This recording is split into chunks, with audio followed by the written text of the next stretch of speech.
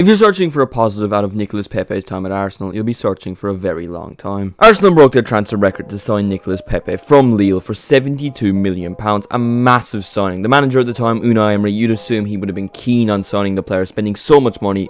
No, he actually wanted Wilfried Zaha. Zaha was deemed too expensive at £40 million, so they decided to spend almost double. But it's not like Nicolas Pépé was a bad player, so things weren't all that bad. He scored 22 goals and got 11 assists in his previous season with Lille, and was just 24. Things looked promising for the Ivorian to go on and achieve great things. Emery was sacked midway through Pepe's first season as an Arsenal player, and Mikel Arteta was brought in, looking to bring in a new lease of life, a hope that he can get to his best and really show why Arsenal spent so much money on him. 6 months later, Arsenal would win the FA Cup. Nicolas Pépé got a goal in the quarter-finals versus Sheffield United, an assist in the semi-finals versus Man City, and another assist in the final versus Chelsea. He finished his first season as an Arsenal player with 8 goals and 10 assists in 42 appearances across all competitions. Not great, but not terrible. There was still hope with Pepe. His second season at Arsenal saw a slight improvement in goals, but a decrease in assists. 16 goals, 5 assists in all competitions, and some of those goals came in the Europa League against the likes of Molde and Dundalk. Pepe's performances were frustrating and inconsistent. He wasn't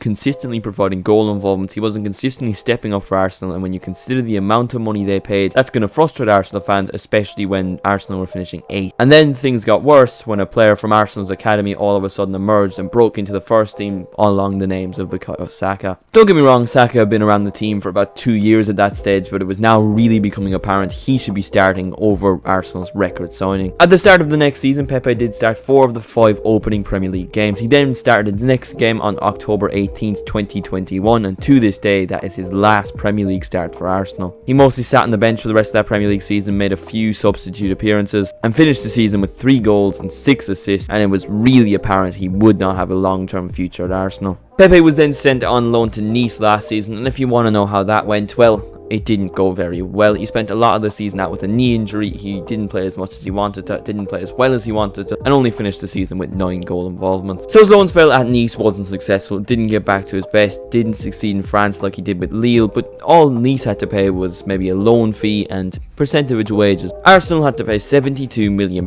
and they got essentially nothing back out of it. Actually, Arsenal didn't essentially get nothing back out of it, they quite literally got nothing back out of it, as his contract was terminated and he joined Trabzonspor in Turkey for a free transfer. It really does speak volumes when Nicolas Pépé, who was available on a free, can't even get a move to one of the better Turkish teams like Galatasaray, Fenerbahce, Besiktas. Instead, he joins a club I only know exists because of Daniel Sturridge. It's not great. At 28 years of age, a man that was once worth £72 million, who was once Arsenal's record transfer, is now playing for a decent Turkish side. For me, Pepe's time at Arsenal was doomed from the very beginning. Like I said at the start, Unai Emery didn't even want Nicolas Pépé. He wanted Wilfried Zaha. So clearly he's not going to be happy when he gets Pépé instead of Zaha. So clearly from the start it was just doomed for failure. The manager wouldn't even have been too happy with the signing. At the same time, it's not like he played in a brilliant Arsenal side, so it's not like that played to his strengths. If he played in a better team, he might have done slightly better like this current Arsenal team. But the truth is, when times got tough in this Arsenal team, he wasn't the man that showed up. He wasn't the man that stood out. Instead, a young teenager took his place and was the one that ended up standing out, and he cost absolutely nothing, while Pepe cost £72 million.